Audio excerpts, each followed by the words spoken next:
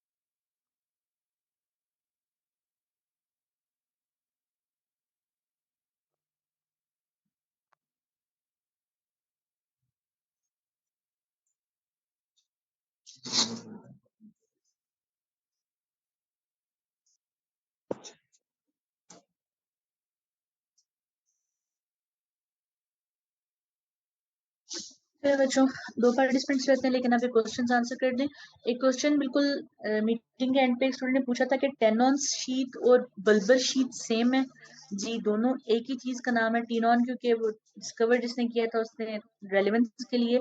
जो eye ball के बाहर थिक फेशिया है ना, जो उसको यानी आई बॉल की अपनी डिमार्केशन, अपनी बाउंड्री, जो उसको ऑर्बिटल फैट से सेपरेट कर रहा है, यानी कि स्क्लेरा से भी बाहर एक और कवरिंग है ना जो बिल्कुल उसकी अपनी बाउंड्री है वो। ठीक है। अच्छा, दूसरा सवाल बहुत इंटरेस्टिंग है। इसमें पूछा है कि प्यूपल वाली बात रिपीट कर दें कि ब्लैक क्यों है अगर इसके अंदर कुछ नहीं होता। तो मिडिल में ब्लैक और व्हाइट क्यों? देखो बच्चे, व्हाइट नहीं है ना। आपके आप किसी की आंख देखें तो उसका कलर कैसा होता है नॉर्मली? अगर किसी की मतलब, मैं एक पूरी डायग्राम पहले बनाती हूँ। ड्राइंग मेरी वैसे अच्छी नहीं है नेट टीचर के हिसाब से, लेकिन समझा मैं आपको देती हूँ। अगर मैं किसी की ना आई की पिक्चर बनाती हूँ, उसकी ऐसे आई होती है ना अंदर, ये सेंटर में एक अपर्चर होता है, बाकी उसका आई कलर होता है। यहाँ मैं आई कलर ब्लू कर लेती हूँ, नहीं मेरे पास। ठीक है। ये जो कलर होता है ना, जो ब्लू मैंने कर रही हूँ, समझ रहे हैं ना आप लोग? ठीक है। कलर जो ब्लू कर रही हूँ ना, ऐसा जो होता है ये आइरिस होता है, यानी जो आपका आई कलर होता है ना बेसिकली वो आइरिस से डिटरमाइन होता है। ठीक है। और आइरिस जहाँ खत्म हो जाता है ना, कुछ भी नहीं होता, वो खाली है, बिल्कुल ओपन ब्लैक नजर आता है। आप लोगों ने कभी आर्टिफिशियल लेंस देखे हैं? आर्टिफिशियल लेंस लड़कियों ने तो डेफिनेटली देखे होंगे, तो वो भी दरमियान से खाली होता है ना प्यूपल के लिए, वो अपर्चर है, वो बिल्कुल खाली छोड़ा जाता है। इवन आपके फोन का कैमरा, अभी आप लोग सब मीटिंग अटेंड करें, मैंने उल्टा करके देखें तो सेंटर इसका खाली है, ब्लैक। तो जो ब्लैक नजर आता है ना बेसिकली बिल्कुल खाली है, यहाँ कोई चीज नहीं होती, इसलिए ये अपर्चर एक ओपनिंग है। साइंस की बुक में स्कूल में लिखा होता था कि बिल्कुल eyes like a camera, eyes like, इसका अपर्चर है बिल्कुल। बाहर से कब व्हाइट होता है बच्चे? व्हाइट तो कहीं भी नहीं होता। व्हाइट जो चीज है ना, ये वाली चीज जिसको कह रहे हो व्हाइट होती है, ये कॉर्निया होता है। और कॉर्निया के ऊपर कंजंक्टिवा होता है। ठीक है। कंजंक्टिवा बिल्कुल एक झिल्लीनुमा चीज है। सब ठीक है। हम खाली इस गोल वाली चीज नहीं है। ठीक है। इसको मैंने स्काई ब्लू किया है ना, वो आइरिस है। ठीक है। वो आइरिस है, आइरिस के सेंटर में ये ब्लैक वाली चीज प्यूपिल है। बाकी ये जो बाहर है ना, ये वैसे ठीक है। और कंजंक्टिवा का फंक्शन है ना बच्चे, कंजंक्टिवा बाहर कवरिंग है, और जो टीयरिंग है आई की, समझें कि लुब्रिकेशन जो है वो करती है। ठीक है।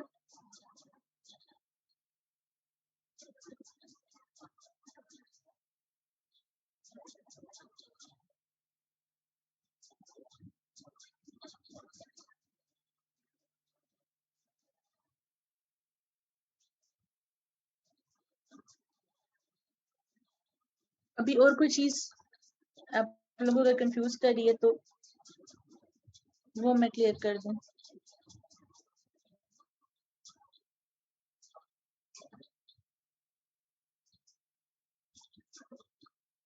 रिपीट कर देती हूँ। रिपीट ये बताइए बच्चे कि रिपीट जो है ये वाली पिक्चर करनी है जो सामने वेस्कुलर लेयर वाली है, जो मैंने बात की है भी वो रिपीट करनी है। कोरोइड क्या होता है?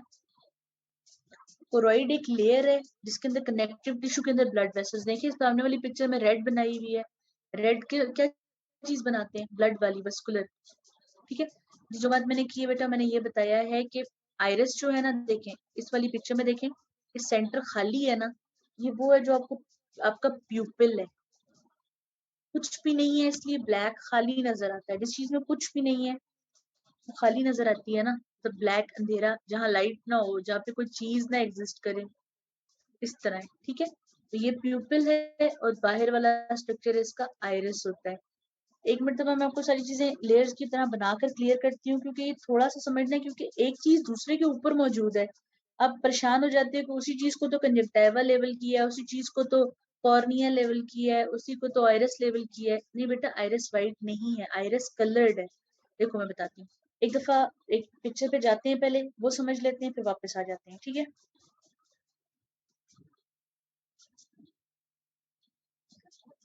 इस वाली पिक्चर में देखें, ये आइरिस को देखें। आइरिस क्या है? एक कलर्ड स्ट्रक्चर है। ठीक है, इसके ऊपर क्या है? इसके आगे जो है ना, जो स्ट्रक्चर है वो कॉर्निया है। ठीक है, इसके भी मजीद बाहर एक ट्रांसपेरेंट लेयर होगी, वो कंजक्टिवा होगा। इससे भी डिफरेंट जाते हैं। यहाँ पर देखते हैं एक दफा। ठीक है, हर पिक्चर में हमको एक दफा दिखाती हूँ, नहीं समझ आएगी तो एक पिक्चर पे व्हाट्सएप करूंगी, उसमें से समझ आ जाएगी। ठीक है, ये जो हमें नजर आता है ना आंख में से, ये कलर्ड है, बाकी सब ट्रांसपेरेंट है।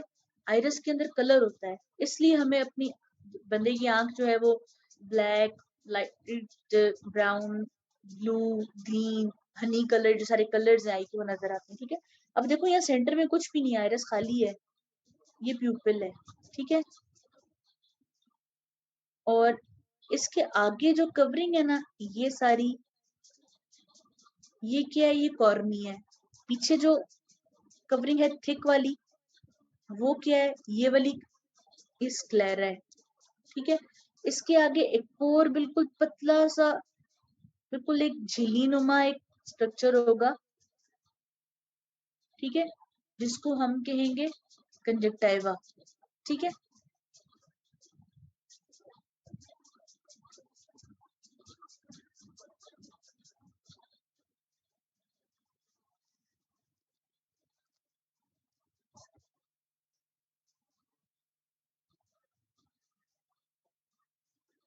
ठीक है, समझ आ गई? आइरिस से बाहर कौन सा एरिया वाइट है बच्चे? मुझे जो है ना उसकी पिक्चर व्हाट्सएप करके आप पूछना, अभी कर दे, मैं आपको समझा देती हूँ ड्यूरिंग लेक्चर। फिलहाल हम अभी इस पे वापस आते हैं।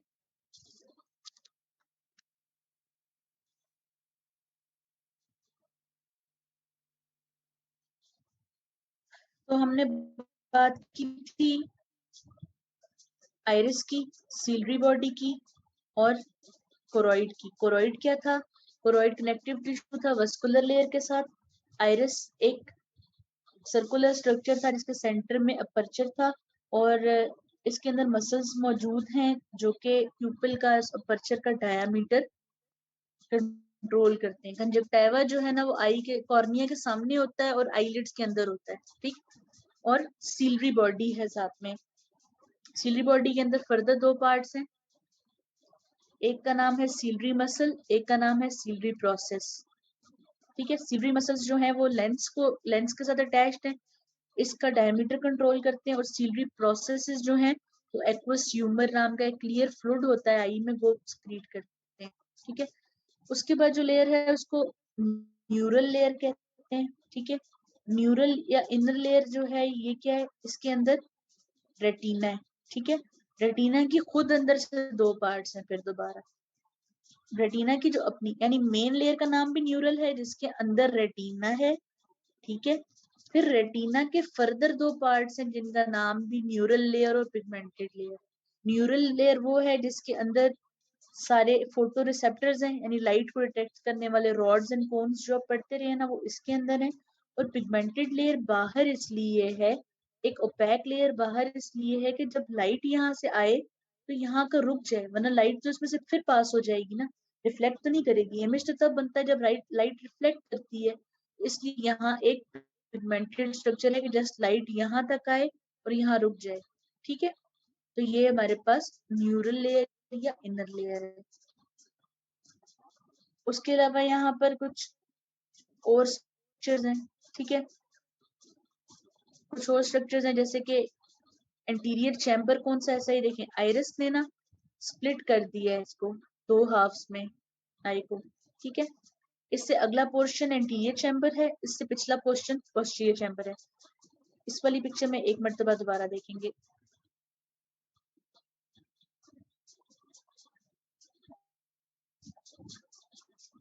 ये देखिए बच्चों, ये लेंस है, ठीक है।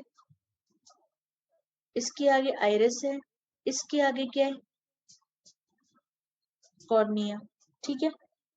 अब एंटीरियर चैम्बर जो है वो कॉर्निया और आइरिस के दरमियान है, ठीक है। कॉर्निया से आइरिस तक का जो एरिया यानी यहाँ से यहाँ के दरमियान, ये एंटीरियर चैम्बर है, ठीक है। उसके बाद फिर आइरिस से पीछे और सीलरी प्रोसेस, ये पोस्टीरियर चैम्बर है, ठीक है। यानी कि अगर मैं यहाँ सिंपल डायग्राम बनाऊं, ये हमारे पास लेंस है, इसके आगे आइरिस है और उसके आगे कॉर्निया है, ठीक है।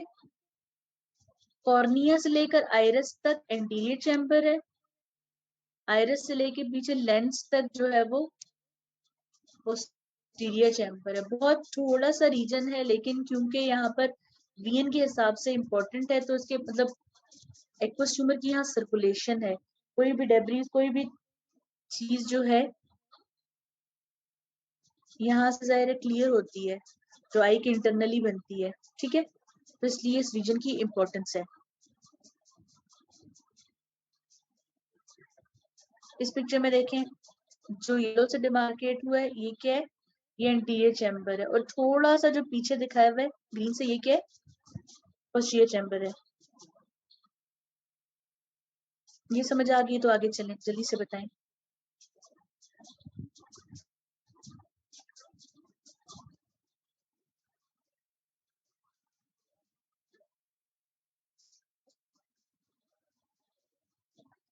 ठीक है, चलते हैं आगे। अब ये वाली पिक्चर समझ आएगी। आइरिस से आगे कॉर्निया के दरमियान एंटीरियर चैम्बर, बिल्कुल थोड़ा सा पीछे आइरिस के पीछे और लेंस के या सीलरी प्रोसेस के दरमियान पोस्टीरियर चैम्बर। अच्छा, क्वेश्चन है कि जो है इंटीरियर चैम्बर में फॉर्म होता है? नहीं बच्चे, सीलरी प्रोसेसेस से बन रहा होता है ना, इसलिए यहाँ फॉर्म होता है, यहाँ से आगे आता है फिर इंटीरियर में, ठीक है। आई की जनरल एक पिक्चर देख लेते हैं, अभी तक हमने जो पढ़ा सामने। ये सेंटर में खाली जगह है ना, ये प्यूपल है, जो कलर है वो आइरिस है, ठीक है। बाकी ये अपर आईलिड है, लोअर आईलिड है, जो व्हाइटिश पोर्शन है ये स्क्लेरा है। अब सवाल दोबारा आता है, कॉर्निया कहाँ पे है अगर ये स्क्लेरा है तो? ये जो आइरिस के बाहर एक और क्रिस्टल लेयर है, एक और क्लियर लेयर है, वो कॉर्निया है। उसके नीचे जो कलर है वो आइरिस है, ठीक है। इस तरह आपने, और उस कॉर्निया के भी बाहर एक क्लियर झिल्ली है जो कि कंजंक्टिवा है, ठीक है। अच्छा, स्क्लेरा वाइट क्यों है, ये सवाल इसी था। स्क्लेरा जो है बच्चा ओपैक है ना, इसके अंदर फाइबर्स हैं, टफ है ना, टफ कोट वाली कोई भी फाइबर्स वाली चीज है, और फाइबर का कलर वाइट हो तो आपको वाइट नजर आएगी, इसलिए, ठीक है। उसके बाद फिर कुछ चीजें ऐसी हैं जो टीयर्स से रिलेटेड हैं, जैसे कि ये प्लाइका सेमिल्यूनरिस कहलाता है ये जगह। फिर लेक्रिमल कैरेंकल जो है ये छोटा सा ऐसे डॉट नुमा होता है, ठीक है। और लेक्रिमल पेपिला वो जगह है जो टीयर्स कलेक्ट करता है, ठीक है। ये इतना इंपॉर्टेंट नहीं है, ज्यादा फोकस नहीं करेंगे, लेकिन फुल एक पिक्चर में आपको इसका लेबल पता होना चाहिए। उसके बाद एक बहुत इंपॉर्टेंट टॉपिक की तरफ हम आ गए हैं, जिसको एक्स्ट्रा ऑक्यूलर मसल्स कहते हैं। ये आपके एग्जाम पॉइंट ऑफ व्यू से बहुत इंपॉर्टेंट है। हर बच्चे को इन मसल्स के नाम, ठीक है, और इनके फंक्शंस पता होने चाहिए, और इनसे मूवमेंट कैसे चेक करते हैं, ठीक। पहली कैटेगरी मसल्स ऑफ आई में एक्स्ट्रा ऑक्यूलर मसल है। ऑक्यूलर यानी आई से बाहर जो अटैच जो नजर आ रहे हैं। इंट्रोक्यूलर जो आई के अंदर मौजूद हैं। और फिर प्रोट्रैक्टर और रिट्रैक्टर है, आईलिड्स को जो मूव करते हैं। उस पर जाने से पहले एक मर्तबा इस पिक्चर में फोकस कर लें। ये जो छोटा सा सेंटर बल्ज हुआ हुआ है, आप देखें, इसमें आगे पहले एक क्रिस्टल है, उसके पीछे ब्लैकिश प्यूपल है, फिर आइरिस है। तो जो आगे वाला बल्ज है ना वो कॉर्निया है, ठीक है। जो अंदर से कलर वाला रिम नजर आ रहा है वो आइरिस है, और आइरिस के दरमियान में ही खाली पर्चल प्यूपल है, ठीक है। बाकी जो व्हाइटिश है सारा, ये सारा स्क्लेरा है, और ये जो क्रिस्टल वाला बल्ज है ना ये कॉर्निया है। और इस सारे के बाहर जो है एक बिल्कुल थिन सा, कह लें बिल्कुल झिल्ली नुमा जो हल्की सी लेयर होगी ना वो होगा कंजक्टाइवा, ठीक है। एक्स्ट्राक्यूलर मसल्स कौन से हैं? एक्स्ट्राक्यूलर मसल्स में आते हैं superior oblique, inferior oblique, superior rectus, medial rectus, lateral rectus, inferior rectus, और लिवेटर पल्पेब्राई सुपीरियोरिस, ठीक है। पल्पेब्रल वर्ड हम यूज करते हैं आईलिड के लिए, तो ये ऊपर वाली यानी अपर आईलिड को एलिवेट करता है, इसके नाम में इसका फंक्शन है, ठीक है। ये मसल्स हैं सारे। अब सब देखेंगे कि इनकी नर्व सप्लाई जो है ज्यादातर ऑक्यूलोमोटर नर्व से है, थर्ड क्रैनियल नर्व से, लेकिन लेटरल रेक्टस की एब्ड्यूसन नर्व है यानी कि six cranial nerve, superior oblique की ट्रोक्लियर नर्व है यानी कि फोर्थ क्रैनियल नर्व, और इंफीरियर ऑब्लिक भी दोबारा फिर ऑक्यूलोमोटर से सप्लाई होता है, ठीक है। अब इनके फंक्शंस देखते हैं। इनके नामों से, इनकी अटैचमेंट की डायरेक्शन से हमें पता चल जाएगा कि ये क्या फंक्शन करते हैं, ठीक है। ओरिजिनेट जो है ये तकरीबन सब एक ही जगह से हो रहे हैं, मैक्सिमम जो मसल्स हैं वो एक ही उनका ओरिजिन है, लेकिन जो इनकी इंसर्शन है वो डिटरमाइन करेगी कि ये फंक्शन क्या करते हैं, ठीक है। एक टेंडिनस रिंग है ऑर्बिटल कैविटी पे, उसकी पोस्टीरियर वॉल पे, वहां से ये सारे आएंगे और आकर मुख्तलिफ जगहों पर अटैच होंगे, और जिस तरह अटैच होंगे उस तरह के ये फंक्शन करेंगे, ठीक है। अब हम देखते जाते हैं सारे स्ट्रक्चर्स को वन बाय वन।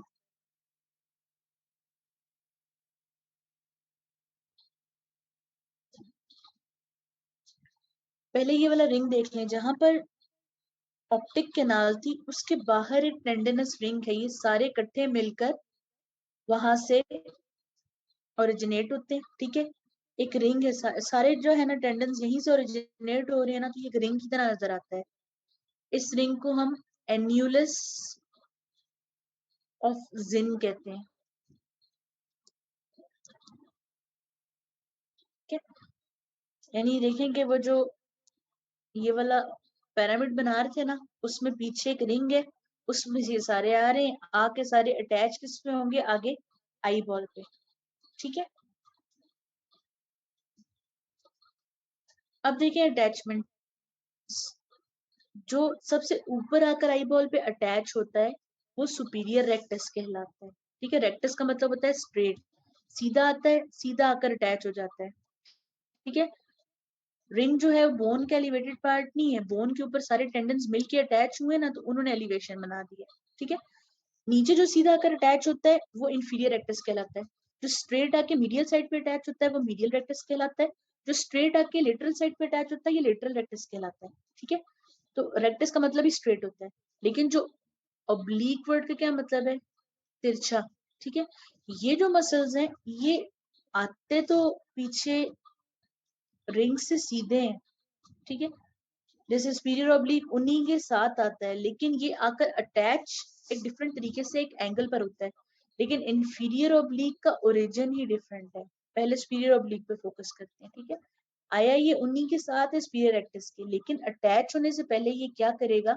एक छोटा सा बोन का स्पाइक्यूल है उसमें से गुजर कर आकर ये आई बॉल पे अटैच होता है। अब इसकी एग्जाम्पल आसान सी लेंगे, जो कुएं में अगर आपने कभी पानी निकलता देखा हो तो जैसे मतलब एक वेल होता है, कुआं, ठीक है। इसके ऊपर ऐसे उस जगह से रस्सी जो है इन्होंने क्रॉस की होती है, होकर फिर नीचे बकेट जाती है, यानी आप इस वाली रस्सी को पुल करते हैं तो उस स्ट्रक्चर से रोल होकर रस्सी ऊपर आती है। तो बिल्कुल इस हुक से गुजरने की वजह से ये ऐसी मूवमेंट करवाएगा कि अगर यहाँ से ये ओरिजिन की तरफ आएगा तो आई बॉल रोटेट होकर मूव करेगा, क्योंकि ये टेढ़ा अटैच है जाकर, ठीक है। इंफीरियर ऑब्लिक यहाँ से ओरिजिनेट हुआ, जाकर देखिए इंसर्ट कहाँ हुआ है। अभी जो सुपीरियर ऑब्लिक हम देख कर आए हैं ना, अब आप इसको यहाँ फोकस करें कि ये वो छोटी सी पुल्ली है जिसका नाम ट्रॉकली है, इसका टेंडन इसमें से गुजरता हुआ आकर सुपीरियर रेक्टस के पीछे जाकर अटैच हो गया, ठीक है। रेक्टस सीधा आ गया था लेकिन ऑब्लिक ऐसे मुड़कर आकर उसी के पीछे अटैच हो गया। इसी तरह इंफीरियर ऑब्लिक है, वो आया था पोस्टीरियर एस्पेक्ट से, ठीक है, थोड़ा सा पोस्टीरियरली आया था और आकर ऐसे लेटरल साइड पर अटैच हो गया। ये देखें, यानी कि यहां से गया और ऐसे जाकर अटैच हुआ आई बॉल पे। और सुपीरियर रेक्टस कैसे था, ठीक है। अब इस तरह जो एक घूम कर लगने वाला तरीका है ना, उससे इसकी मूवमेंट, इसका एक्शन डिटरमाइन होगा। वो कैसे, हम आगे देखते हैं। तो पहले एक दफा एक्शंस देख लेते हैं। सुपीरियर रेक्टस का काम है एलिवेशन, यानी कि आई बॉल को ऊपर करना, ठीक है। आप देखेंगे ये कहाँ अटैच है, ऊपर है सुपीरियर रेक्टस। तो ये जब कॉन्ट्रैक्ट करता है, ये आई बॉल को सीधा ऊपर ले जाता है, ठीक है। इंफीरियर रेक्टस का काम है डिप्रेशन, ये आई बॉल को सीधा नीचे मूव करवाता है, ठीक है। मीडियल रेक्टस का काम है एडक्शन, आई बॉल को नोज के करीब लेकर जाता है। और लेटरल रेक्टस अवे या एबडक्शन कहलाता है, ठीक है।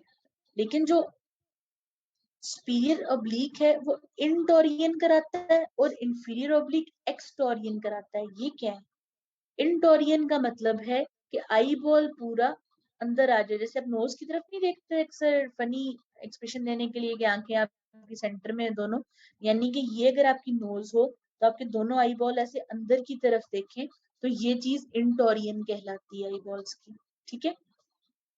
अच्छा, लेकिन इंफीरियर ऑब्लिक जो है, लार आप देखिए एरो वो भी अंदर की तरफ है, लेकिन उसको उन्होंने मेंशन किया एक्सटोरियन। ऐसा क्यों है, इसलिए कि आई बॉल बाहर से रोटेट होकर अंदर की तरफ आएगा, ठीक है।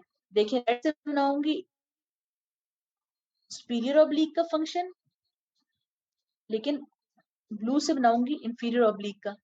आना दोनों ने एक ही तरफ है, लेकिन क्लॉकवाइज और एंटी क्लॉकवाइज रोटेशन वाली बात है कि जो क्लॉकवाइज रोटेशन करवाई थी आई बॉल की, वो सुपीरियर ऑब्लिक की थी, वो इंटोरियन कहलाई है, क्योंकि आई बॉल राउंड था, वो इस तरफ मूव कर गया, ठीक है। लेकिन एक्सटोरियन जो है वो कैसे हुई है, इंफीरियर ऑब्लिक पूरा आई बॉल स्पिन होके इस तरफ मूव हुआ है, तो ये एक्सटोरियन कहलाती है, ठीक है। तो ये आगे इन सब के प्राइमरी फंक्शन, यानी जो इनका पहला पहला फंक्शन है, लेकिन जब ये दूसरे मसल्स के साथ मिलते हैं, ठीक है, तो फिर ये कुछ डिफरेंट मूवमेंट्स भी कराते हैं। यानी कि सुपीरियर रेक्टस जो है वो आई बॉल को थोड़ा सा अंदर की तरफ भी मूव करवाता है और इंटोरियन में भी हेल्प करता है। इंफीरियर रेक्टस अंदर की तरफ भी मूव करवाता है और एक्सटोरियन में भी हेल्प करता है, ठीक है। इस तरह सुपीरियर ऑब्लिक आई बॉल को एबडक्ट कराता है और डिप्रेस करता है। डिप्रेस इसलिए करता है क्योंकि पुली पे जब जैसे कोई चीज रोटेट होकर आएगी, तो ये इसको लूज करता है ना, तो आई बॉल आगे से ऐसे नीचे की तरफ रोल होता है। अब आप लोग फिजिकली प्रेजेंट होते तो ये बताना बहुत आसान था हाथ के इशारे से, लेकिन अब देखेंगे जैसे आई बॉल है ना, ये इसी को आगे से नीचे ले आए हैं अगर घुमाकर, इसी पुली में से थोड़ा सा लूज करें और आई बॉल नीचे की तरफ आए, तो दिस इज डिप्रेशन, नीचे की तरफ लाना, ठीक है। इंफीरियर ऑब्लिक जो है वो क्या है, एलिवेशन है, ठीक है।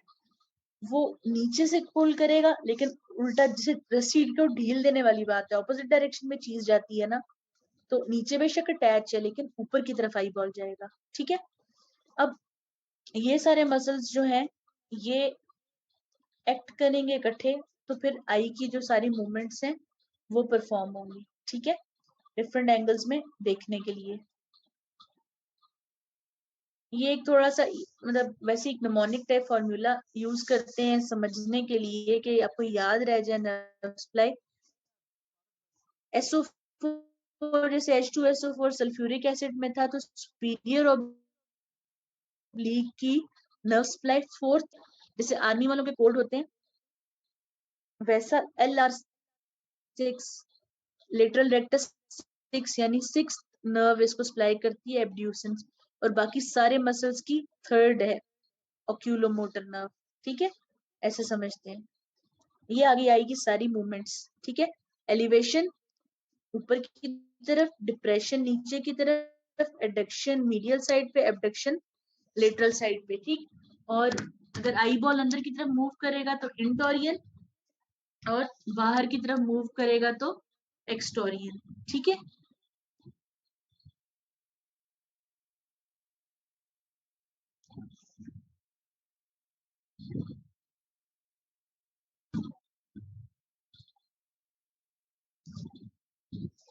उसके बाद जो मसल है उसका नाम है लिवेटर पैल्पेब्राई स्पीरियोरिस, अपर लिड को मूव करवाता है, ठीक है। इसकी जो सप्लाई है, नर्व सप्लाई, वो सिंपैथेटिक है, सिंपैथेटिक सिस्टम से, सिंपैथेटिक नर्व से सप्लाई होती है। यही वजह है कि अगर कोई सिंपैथेटिक नर्व का कोई इश्यू हो तो ये बिल्कुल ड्रॉप हो जाती है आईलिड, जिसको हम टोसिस कहते हैं।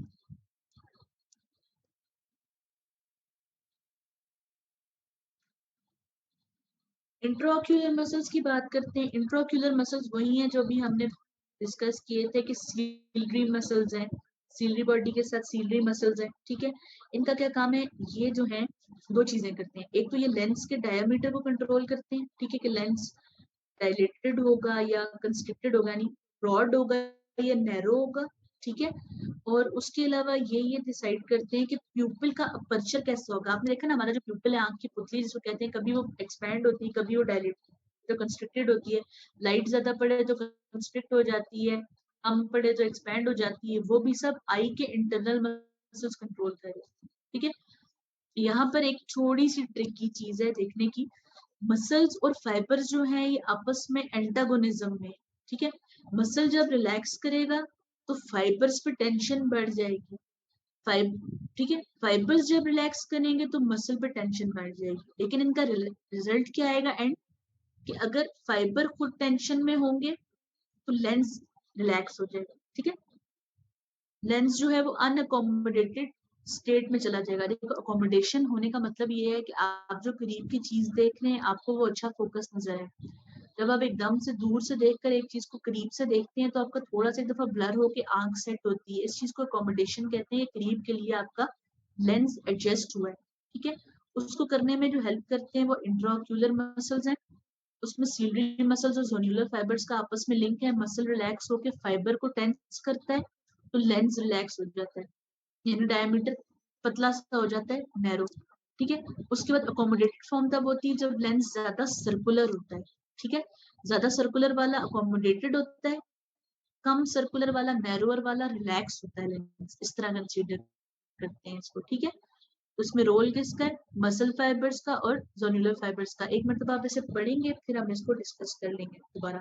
अभी इतना काफी, क्योंकि बेसिकली फिजियोलॉजी का पॉइंट है अकोमोडेशन का, लेकिन क्योंकि स्ट्रक्चरली रिलेट करना है तो इसलिए आपको पता होना चाहिए।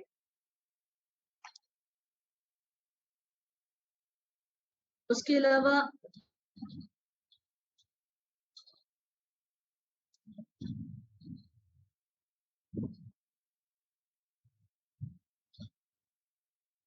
अब ये जो मसल्स आप देख सकते हैं कैसे अरेंज है, सर्कल, यानी कि जैसे स्पिंक्टर होता है। और ये रेडियल वाले, जैसे हमने फेस के मसल्स में पढ़ा था ना कि ऑर्बिकुलरिस ऑक्यूलाई था, ऑर्बिकुलरिस ऑरिस था, वो सर्कुलर थे, क्लोज करते थे, बाकी डायलेट करते थे। तो बिल्कुल ये इसी तरह मौजूद है, ठीक है। तो डायलेटर प्यूपिल है जो डायलेट करवाएंगे, स्पिंक्टर प्यूपिल है जो कंस्ट्रिक्ट करवाएंगे। उसके बाद वस्कुलर सप्लाई है आई बॉल की। वस्कुलर सप्लाई ये सब वेसल्स हैं, ठीक है। शॉर्ट सिलरी आर्टरीज है, लॉन्ग सिलरी आर्टरीज है, एंटीरियर है, सेंट्रल रेटिनल है, ये सब जो है ये सब ऑप्थेल्मिक आर्टरी की ब्रांचेस हैं, ठीक है। तो इस रीजन को सप्लाई करती है। और ऑप्थेल्मिक आर्टरी खुद किसकी ब्रांच है, ऑप्थेल्मिक आर्टरी खुद इंटरनल कैरोटिड आर्टरी की ब्रांच है, ठीक है। ऑर्बिट में इंटर करती है, अभी हमने पढ़ा था ऑप्टिक कैनाल से, ठीक है। यही इसका रूट है, इंटरनल कैरोटिड की ब्रांच है, ठीक है। वहां से ये ऑप्टिक कैनाल के थ्रू इंटर करती है और उसके बाद ये क्या करती है, ब्रांचेस देती है जो कि पूरे आई बॉल को सप्लाई करेगी। ब्रांचेस के नाम क्या क्या है, ब्रांचेस के नाम है central retinal artery, short posterior ciliary artery, long posterior ciliary artery, anterior ciliary artery.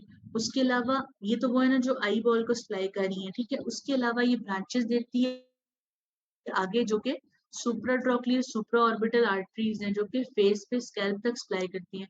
उसके बाद फिर यह करती है ये आगे जाकर एक्सटर्नल कैरोटिड आर्टरी की ब्रांचेस हैं उनके साथ एनास्टोमोसिस बनाती है। जैसे ये एंगुलर आर्टरी है, डॉर्सल नेजल है, इसके साथ ये एनास्टोमोसिस बनाएगी। ये किसकी ब्रांचेस हैं, ये एक्सटर्नल कैरोटिड की ब्रांचेस हैं।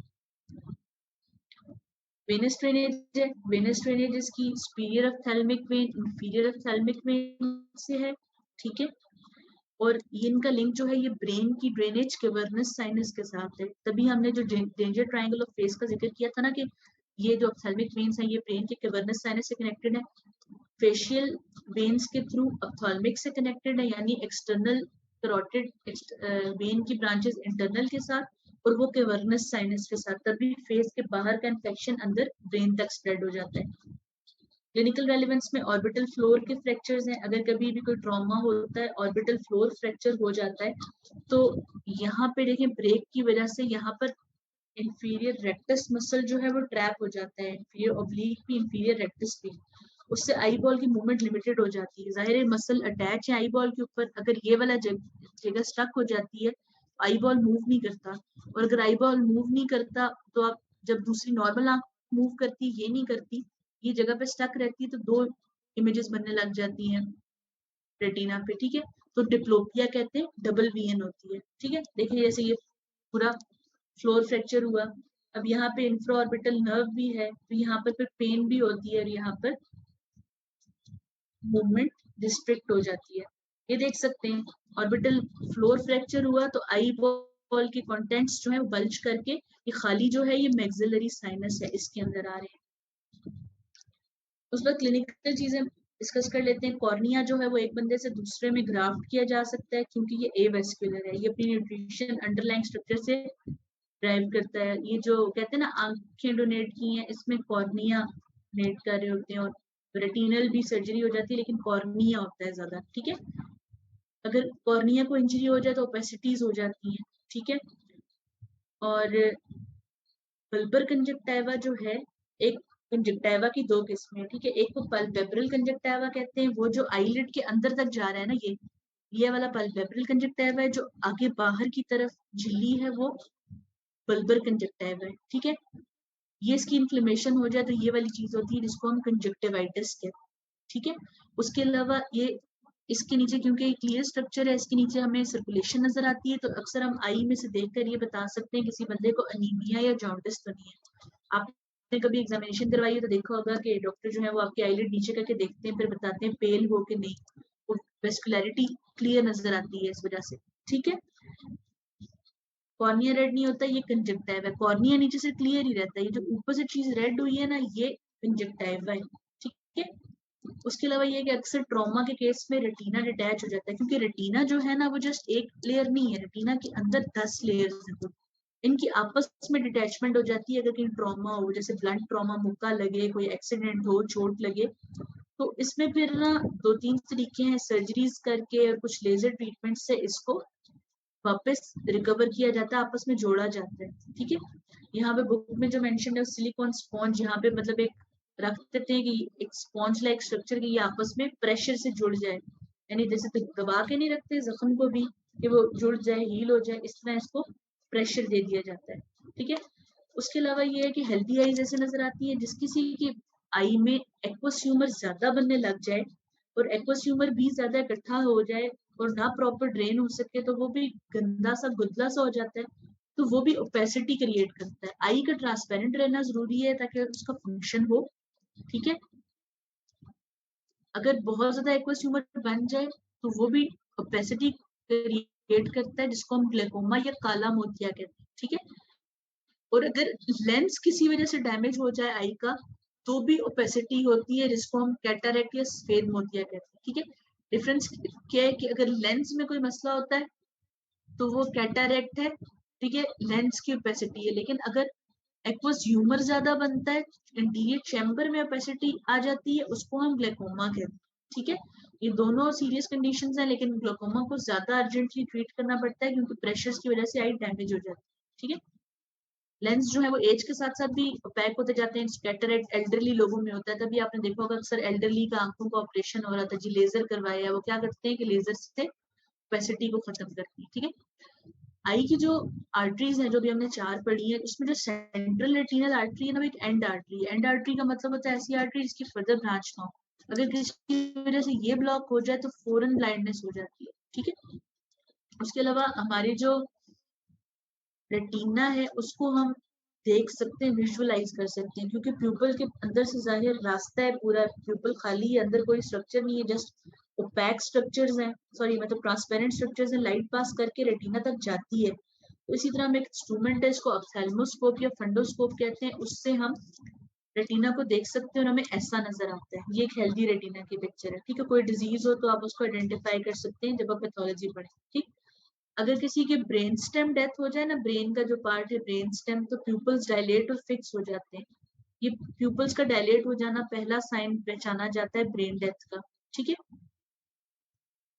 और ये जो रेटिना का एग्जामिनेशन है ना, जो आपको सामने पिक्चर नजर आ रही है, इससे अगर कोई भी एबनॉर्मेलिटी हो तो बहुत आसानी से देखकर आइडेंटिफाई किया जा सकता है। जैसे अगर ब्रेन में इंट्राक्रैनियल प्रेशर ज्यादा हो तो ये वाला जो स्ट्रक्चर है ऑप्टिक डिस्क, इस पर प्रेशर ज्यादा आ जाता है, तो इस तरह की पैथोलॉजीज आइडेंटिफाई कर सकते हैं, ठीक है। ज्यादा डिटेल में नहीं जाएंगे, जिस टाइम आप लोग न्यूरो पढ़ लेंगे तब ये वाला पॉइंट एक दफा जिक्र करेंगे कि ऐसा क्यों होता है कि ब्रेन से यहाँ पे क्यों pressure.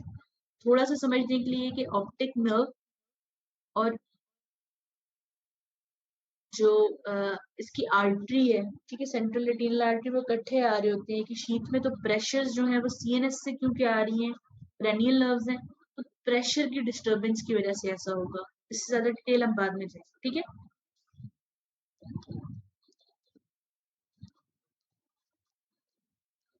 That's all for today.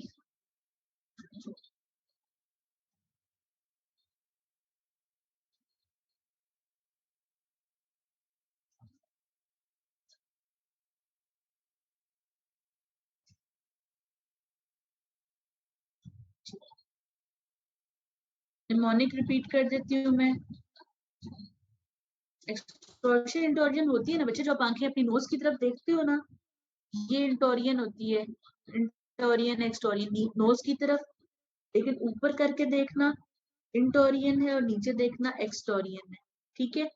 और एक्वस ह्यूमर जो है ना, वो क्लियर फ्लूइड है जो आई में बनता है और बाद में फ्लो करता है एंटीरियर पोस्टीरियर चैम्बर में। निमोनिक ये था SO4, ठीक है, सुपीरियर ऑब्लिक के लिए 4 और LR6 लेटरल रेक्टस के लिए 6 क्रेनियल नर्व और बाकी सब की थर्ड, ठीक है। ऐसे करना है। और कोई चीज? 1 मिनट रह गया, पूछ लीजिए। लोअर आईलिड की रैपिड मूवमेंट कोई भी नहीं, ट्विचिंग होती है थोड़ी बहुत, कुछ भी नहीं, ठीक है। देखिए बच्चों, नोज की तरफ दो तरह से देख सकते हैं ना, ये नोज है, अगर एक मर्तबा ऊपर की तरफ देख सकते हैं, एक मर्तबा बिल्कुल नीचे की तरफ देख सकते हैं। ऊपर की तरफ देखना इज इंटोरियन, नीचे की तरफ नोज की तरफ देखना इज एक्सटोरियन, ठीक है।